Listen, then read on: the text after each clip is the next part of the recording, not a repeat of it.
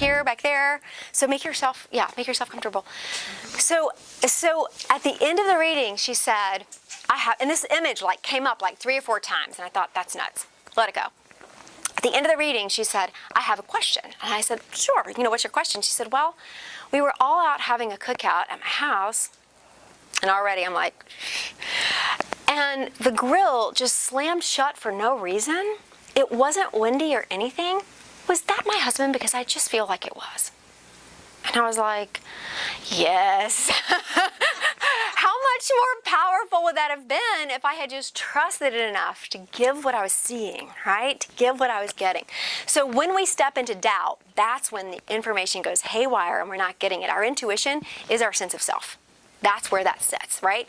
So if we look at the body-based self, I really believe that when we're born or we're incarnated into this body, we come in and we have energy centers, call them chakras, call them whatever you want, right? We have these energy centers that are really open, and based on whatever purpose we have, whatever sort of goals we've given ourselves or we've worked with the divine to get for our life and our sort of soul direction, well, certain chakras will be bigger than others. If you ever go to a healer and they're like, let's make them all the same size, run! You don't want them all the same size. Some are going to be bigger than others. You don't want them like oversized or undersized, but they're going to be different sizes because based on who you are, what your purpose is, some may be bigger than others. They may need to be. If you're an opera singer, what chakra would you want to be really big?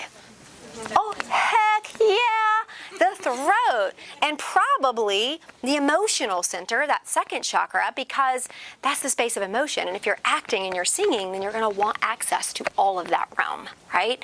If you are an NBA player, what chakra would you want to be really strong and solid? Your root chakra. That's physicality, right? So this is why we all have different gifts. They're all different. And we all have different innate abilities. But the body-based gifts get overlooked. That is what I think we're going to talk about tonight. Make sense? All right. So when we're born, we come into these bodies, we have these chakra centers, and they're like, they're so open. Everything's going to be great. I'm trusting. I've just come from the best place ever. Feels so good. We come in, we're like, what have I done? And we cry about it for a while until the doctor smacks us. Or maybe we just keep crying for 6 to 12 months if we have colic. So what's happening is we're taking in information through our gut and through our entire physical body because we are these physical creatures. And when we're born, our root chakra is developing. That's what's developing. So it's that sense of like, how do we fit here? How do we belong here? We're taking in information in snapshots. We don't remember infancy typically. There are some people who do. I remember I was teaching 8th grade and I had I taught for 7 years, you guys. Inner city schools. It was really fun. Sometimes it actually was, but there were some crazy moments like this one where, and the school that I worked at, by the way, I taught 8th grade. Just think about that. 13, 14, 16, seriously, 15. There was one kid who never showed up, and one day he came to school, and it happened to be the day that I had my filing cabinet, and I had locked what I needed to get in there, and I didn't have the key, because, you don't have keys at those kind of schools. You just don't lock anything. And he was like, Miss Childs, I can get that for you.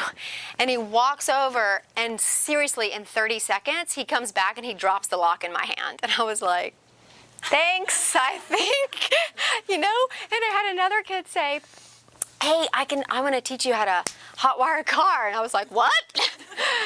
And he got arrested for stealing a car and driving it to school. But he came to school. He got caught because he came to school, but he did. So that was 7 years of my life.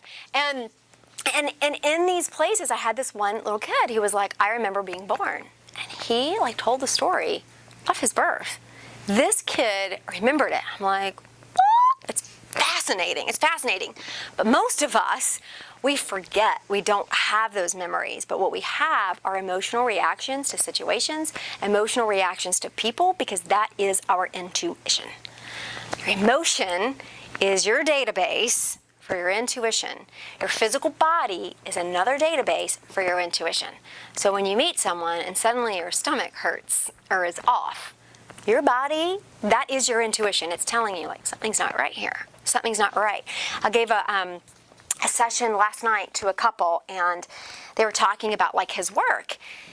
And I just got, like, immediately, my stomach hurt so bad. I was like, you need to get out. Like, you need to leave. And usually I'm not that blunt. I do not say things like that, because usually I'm like, well, let's think about energetically if you take this path. What if you think this path? Because everybody needs to make their own choices, right? You guys, I felt so sick. I was like, get out. Get out. Get out. So, because I know enough to listen to that body, like, as soon as that happens, it's like something is not okay. Something is not right. You just know it. That's when intuition becomes hard, because you just know it. And you don't know how you know it, because you didn't get a picture and you didn't hear a voice telling you. You just know it. That is your intuition. Does that make sense? Okay. So what I want you guys to start thinking about